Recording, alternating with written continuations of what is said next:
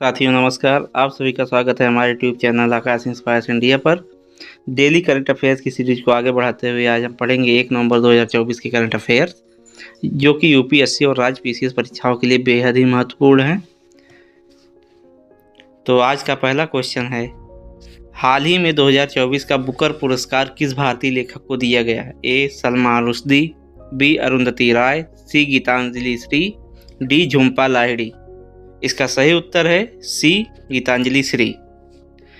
भारतीय लेखिका गीतांजलि श्री को उनके उपन्यास के लिए 2024 का बुकर पुरस्कार दिया गया।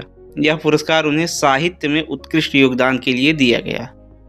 बुकर पुरस्कार अंग्रेजी भाषा में लिखे गए सबसे बेहतरीन उपन्यास को दिया जाता है। इसका उद्देश्य साहित्य के क्षेत्र में नवाचार और गहराई को प्रोत्साहित करना है। आज का दूसरा क्वेश्चन है, किस राज्य में सेंटर फॉर ग्रेविटी नामक वैज्ञानिक शोध संस्थान की स्थापना हुई है? ए. महाराष्ट्र, बी. तमिलनाडु, सी. कर्नाटक, डी. गुजरात।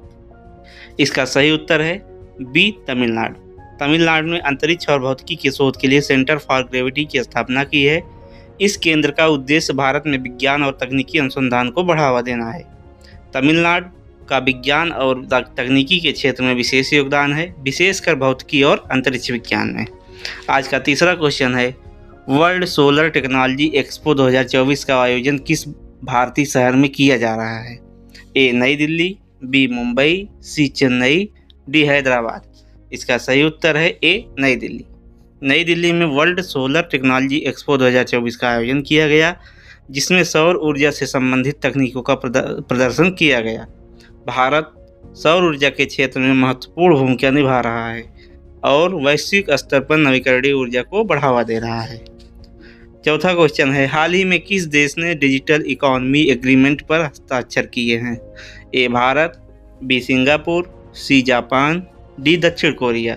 इसका सही उत्तर है बी. सिंगापुर। सिंगापुर ने डिजिटल व्यापार और डाटा संरक्षण को बढ़ावा देने के लिए डिजिटल इकोनॉमी एग्रीमेंट पर हस्ताक्षर किए हैं। यह समझौता व्यापार को डिजिटल माध्यमों से अधिक सुरक्षित और सुव्यवस्थित बनाने का प्रयास करता है।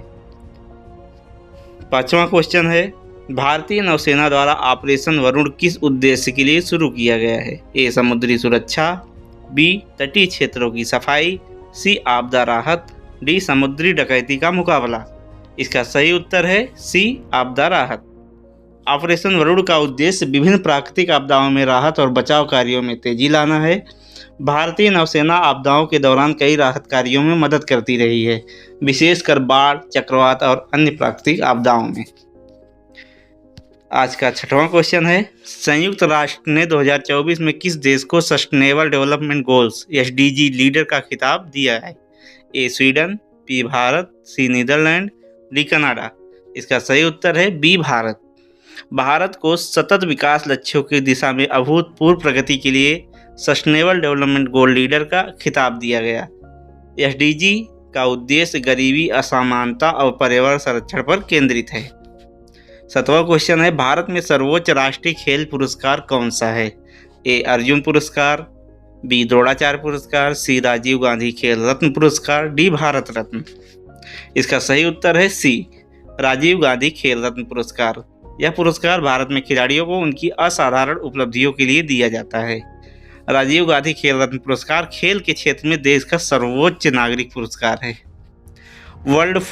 आठवां क्वेश्चन है, वर्ल्ड फूड इंडिया 2024 का उद्घाटन किसने किया? ए. राष्ट्रपति द्रौपदी मुर्मू, बी. प्रधानमंत्री नरेंद्र मोदी, सी. वित्त मंत्री निर्मला सीतारमण, डी. कृषि मंत्री नरेंद्र सिंह तोमर। तो इसका सही उत्तर है बी. प्रधानमंत्री नरेंद्र मोदी। प्रधानमंत्री नरेंद्र मोदी जी ने वर्ल्ड फूड इंडिया 2024 का उद्घाटन किया, जिसका उद्देश्य खाद्य प्रसंस्करण उद्योग में निवेश को प्रोत्साहित करना है। यह कार्यक्रम खाद्य उत्पादन में आत्मनिर्भरता को बढ़ावा देने का भी कार्य करता है। 9वां क्वेश्चन है, अक्टूबर रिवॉल्यूशन दिवस किस देश में मनाया जाता है? तो अक्टूबर रिवॉल्यूशन किस देश में मनाया जाता है? ए. रूस, B. Cuba, C. Vietnam, D. उत्तर कोरिया। तो इसका सही उत्तर है ए. रूस। अक्टूबर रिवॉल्यूशन रूस में 1917 में हुई समाजवादी क्रांति की स्मृति में मनाया जाता है। इस क्रांति ने दुनिया के पहले साम्यवादी राज्य की स्थापना की, जिसे सोवियत संघ का गठन हुआ।